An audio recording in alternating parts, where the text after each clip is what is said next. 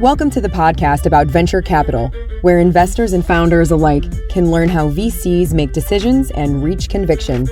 Your host is Nick Moran, and this is The Full Ratchet. Welcome back to TFR for a special installment of Investor Stories. In this segment, the investors tell a story about some of the most odd and unusual situations they've ever encountered as investors. This is the segment called The Strange and Unusual.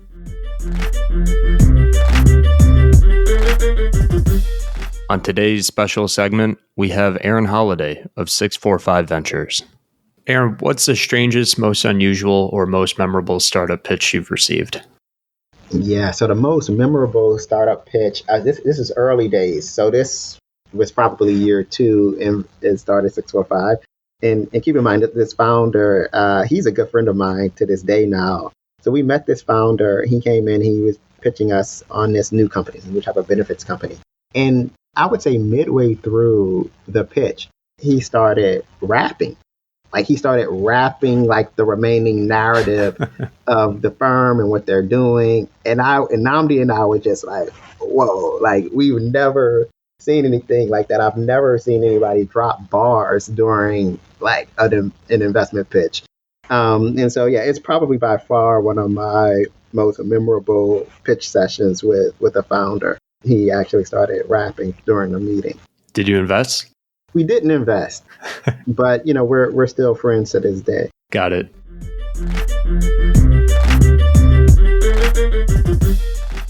On today's special segment, we have Eric Liaw of IVP. Eric, what is the strangest, most unusual, or most memorable startup pitch you've received? We didn't do it, but this takes me back to some of the creativity entrepreneurs have. And we were looking at a lot of crypto investments in 2015.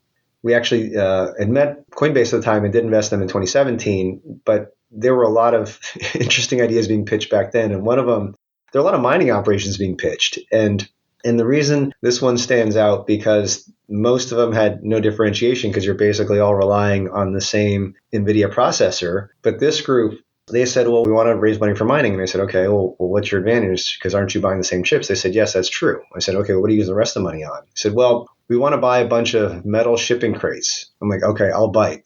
Tell me the next part of the story. He said, well, we're going to buy the metal shipping crates, and that's where we're going to house all of our computers to run the calcs to mine the Bitcoin. I'm like, okay.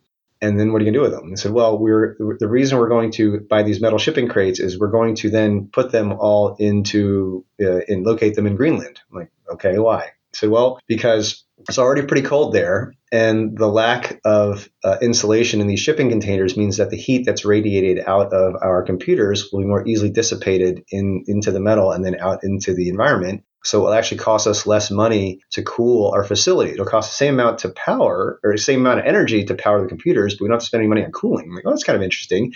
And on top of that, Greenland apparently has a very reliable source of clean energy that's pretty cheap. I'm like, okay, that actually comes together about why you might have a mining advantage, but that's still not a venture type startup, maybe an industrial one. But I give them some credit for thinking about that particular problem in a more creative way.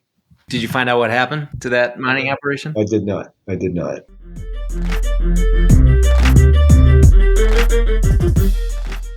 On today's special segment, we have Chris Sugden of Edison Partners. Chris, what's the strangest, most unusual, or most memorable startup pitch that you've received? That question's a stumper. And I say that because I do some angel investing. So my day job, people kind of figure out what we invest in and we don't see just crazy stuff. I will say it's about a 10-year ago kind of run, but if I, at that point, seeing another food prep business, and there was one that was like vegan and insects and things that were like, what are you doing? Like that audience, first of all, that was not for the people that were pitching around the table.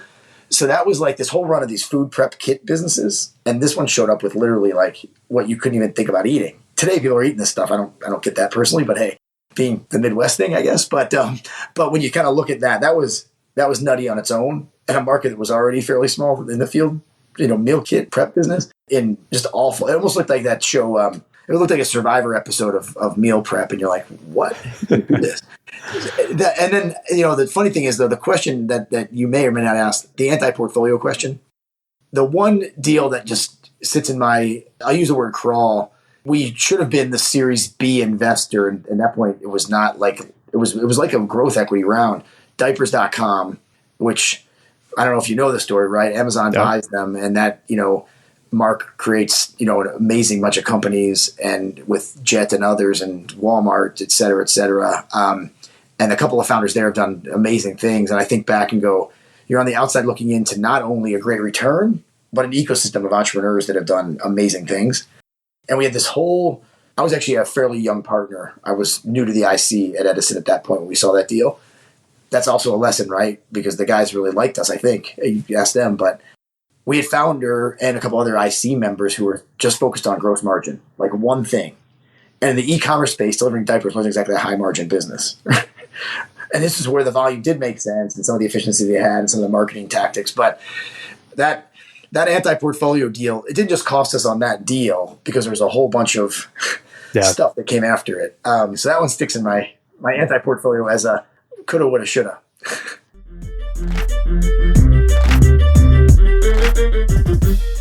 That will conclude this installment of Investor Stories.